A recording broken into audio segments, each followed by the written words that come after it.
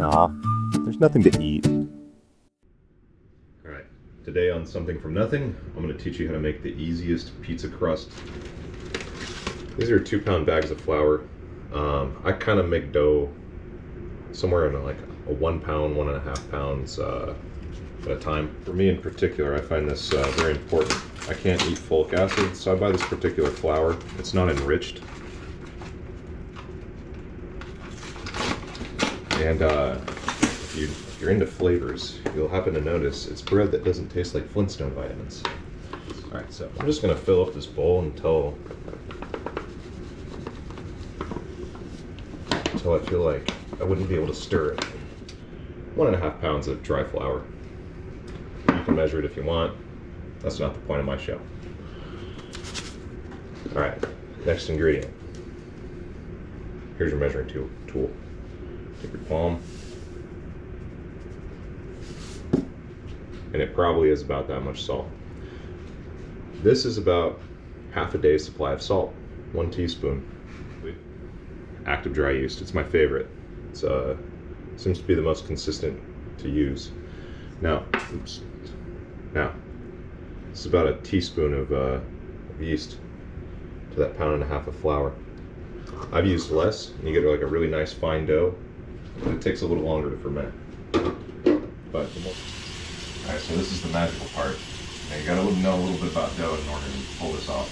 Got dry dough, got my water running. I'm just gonna keep adding hot water to this flour, yeast, salt mixture until you get something that's a little shaggy, a little tacky. I kind of want it to stick to the edge of the bowls. What you can see here is that it's like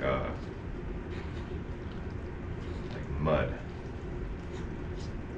Now as I continue to pull this through, the water's going to hydrate that dry dough, and it's actually going to start to pull those gluten chains out too as it hydrates. It's really important with the hot water.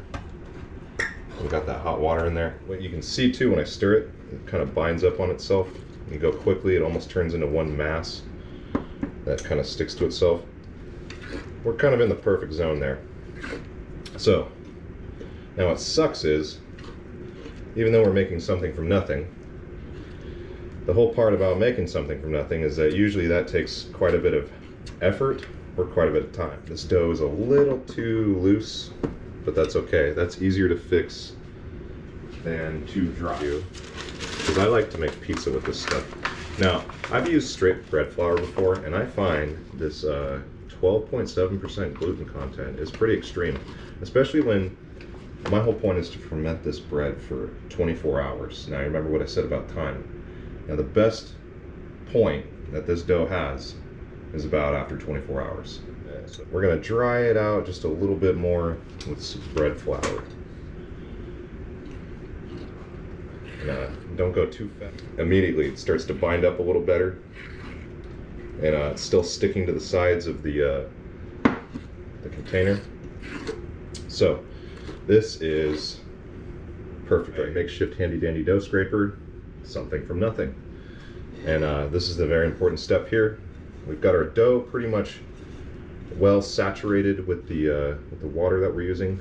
Now it's binding together to create a loose ball, and this is perfect consistency for us to begin folding this dough. Now this is an extremely important step, so you don't have to do hours of kneading. Get it started, and then it's actually a little too loose, so what we're going to do is just add just a slight bit more. I'm not going to lie, I didn't come up with this method. This is actually something I learned from Tasting History. I love that show. I think his name is Max. I could be wrong. Better consistency. As I'm pulling this dough out, you can see it's holding the shape better.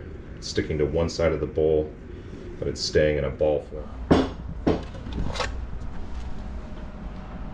Now I've got our pizza dough prepped and ready. Now if you have a dough scraper, use a dough scraper. This is my version of a dough scraper. It's just a silicone spatula. What you want is something like 2 fists balled up.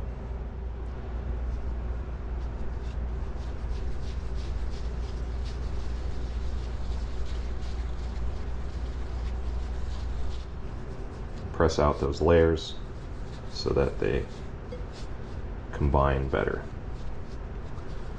I'm gonna iron this into shape. Now we've got our dough here. We've got the wrinkles smoothed out. We're just gonna toss this or spin this dough out into a pizza skin. Now there's a couple techniques you can do here. Since we're not racing the clock, you can be patient, take your time, no matter. But once you have a nice even ball of dough pressed out, press it into a flat disc and just begin playing the patty cake game. It's about as best I can explain it. Now what you'll feel is, you'll feel the weight of the dough pulling itself with gravity, and your job is to kind of keep up with that motion and swing it. This is the most simple method that you can use to toss dough. As you can see, slowly but surely, it's evenly stretching. Now, the more momentum I put into that swing, the more it pulls that dough out. Some powder on there. Even the dough out. If that's too much for you, here's another thing that you can do.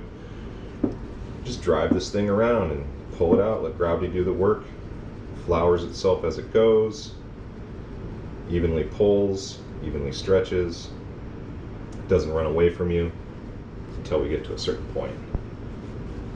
Feel that dough stretching out, gets thinner, it's a little more hard to manage.